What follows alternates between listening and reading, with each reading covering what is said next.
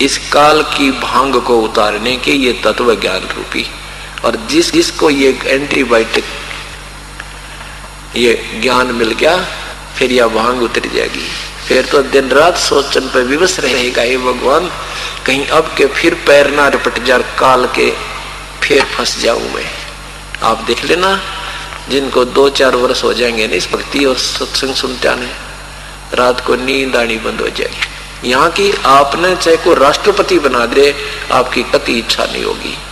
इंद्र दा राज काग दा बेटा, ओए होए, स्वर्ग के राजा इंद्र की पदवी भी हमें काग की बीट दिखाई देगी, क्योंकि वो अपनी ही पुण्य और हमारे ही सिर पे हमारा ही जूता काल लगाता रहता है। इसलिए हमें कति चाह नहीं रहेगी। फिर इंद्र की पदवी पूरी भोगने के बाद फिर गधा बनना, प्रथम स्टार्टिंग वहां से होती गधे की जूनी से। फिर कौन इसे पंगे में पा देगा, जिसको ज्ञान हो गया, जिसका नशा उतर गया? बिल्कुल नहीं, सौपन में भी नहीं सोचेंगे। क्या होता है, परमात्मा ने फिर हम सब आत्माओं की उत्पत्ति कर दी। वह मनुष्य जैसा जीवन था, ठाठ से रहा करते थे, बड़ा सुंदर आहार था, अमृत हमें पीने को मिलता था। यहाँ तक पानी फिल्टर करने तो भी स्वस्थ ना रहता, अच्छा नहीं रहता, और वहां अमृत पानी था। ये परमात्मा कहते, हंसा देश सुदेश का ये पड़ा कुदेशों आए, जिनका चारा मोतियां वो गोग्यों क्यों पतियाए। ये हंस, ये पुण्यात्मा उस सुदेश की रहने वाली थी, सुदेश अच्छे देश की, और पड़ी कुदेशा इस गंदे देश में आके गिर गई। और जिसका चारा मोतियां, हंस मोती खाता है, गोगे नहीं खाता। गोगे होते हैं ये संखलों में जीव होते हैं, उनको बुगला तो उनको खाता है फोड़ फोड़ के, लेकिन हंस नहीं खाता। हंस दूध और पानी छान लेता है, हंस केवल मोती खाता है। ऐसे ही परमात्मा कहते हैं, इस आत्मा का आहार तो परमात्मा की भक्ति रूपी मोती खाना था। और यहाँ पर ये गाने गुने सुनना, बकवाद करना, गुटी लगाना, शराब पीना, मांस खाना, ये गोगे खाने लग गया। और जब इसको ज्ञान हो जाएगा फिर ये गोगे नहीं खाएगा। यहाँ की प्रधानमंत्री की पदवी इसको इतनी बूंदी दिखेगी, पूरी पृथ्वी का राजा भी ये नहीं बन सकता जब इसको आत्मज्ञान हो, तत्व ज्ञान हो जाएगा।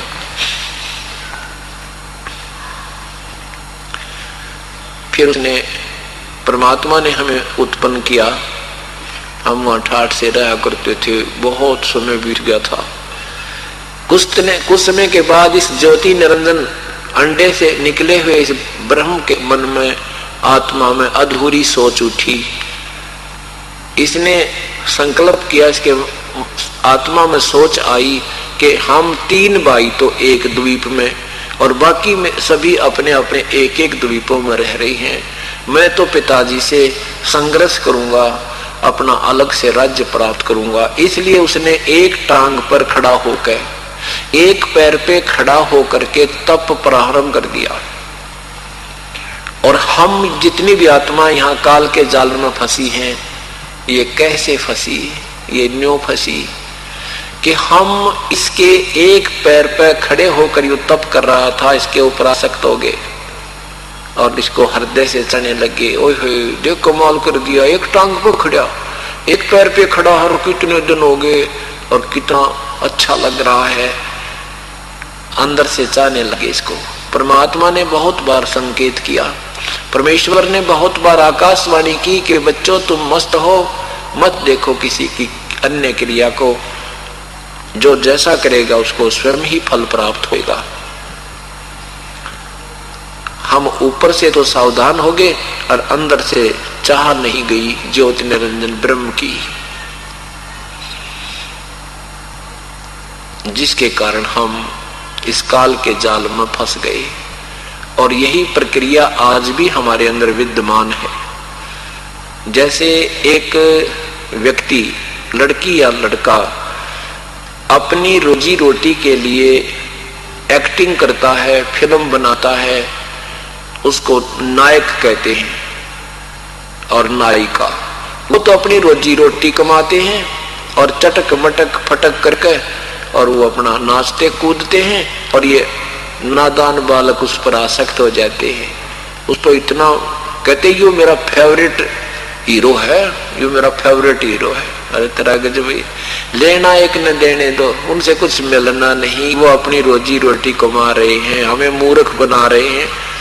और ये बच्चे इतने आसक्त हो जाते हैं कि ये तो बस पूछो मत, ये तो बहुत सुंदर, बहुत अच्छी एक्टिंग करता है। और वो कभी यहाँ रोहतक में आ जाए हीरो या हीरोइन, देखा ही नादान बच्चों का वहां पर जमघट है भगवान, नो लाइन लगी जाएगी, इतने लंबे हो दूर तक खड़े रहेंगे, एडी ठाठा देखेंगे, वो खड़ा वो खड़ा, और लेना एक न देने दो, उससे कुछ मिलना नहीं ने, सारा दिन धूल खा के अपने जेब से पैसे खर्च करके घर न मुंह लटका के आ जाएंगे, लेकिन उसकी चाह फिर भी बनी रहेगी, उसे कुछ मिलना नहीं। ऐसे ही हम अपने मूल मालिक से हृदय हटाकर इस हीरो की तरफ आकर्षित हो गए, और इस और हीरो ने फिर हमारे साथ के किराया गधे बनाए, करो मजदूरी।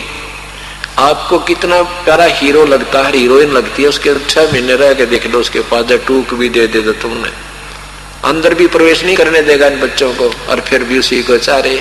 ये ऐसी प्रक्रिया वहां से बिगड़ी थी, सारी कहानी मारी। हम अपने पिता ने छोड़ के और इस काल के ऊपर आसक्त हो गए। परमात्मा की बार बार समझाने से भी हमारे हृदय की वह कसक गई नहीं। जब इस ज्योति निरंजन काल ने 70 युग तक तप किया, तब परमेश्वर ने पूछा, ज्योति निरंजन क्या चाहता है तू? तब ज्योति निरंजन ब्रह्म ने कहा, परमेश्वर मुझे अलग से राज्य दे दो, ये स्थान मेरे लिए थोड़ा है। परमेश्वर ने उसको 21 ब्रह्मांड प्रदान कर दिए। जैसे एक धनी पिता अपने पुत्र को 21 प्लाट दे दे, 21 प्लाट प्राप्त करके 21 ब्रह्मांडों में ये कूदता फिरे, कभी उसमें जा रहा है, कभी उसमें जा रहा है, कभी उसको देखने जा रहा है। कुछ समय के बाद इसके मन आत्मा में फिर सोच उठी कि अकेले प्लाटों का क्या करूंगा, इसमें कुछ कंस्ट्रक्शन हो, इसमें कुछ रचना रचूं। उसके लिए भी इसके पास कुछ नहीं था, पिताजी से ही लेना था। पूर्ण ब्रह्म ही सबका तीनों लोकों में प्रवेश करके सबका धारण पोषण करता है।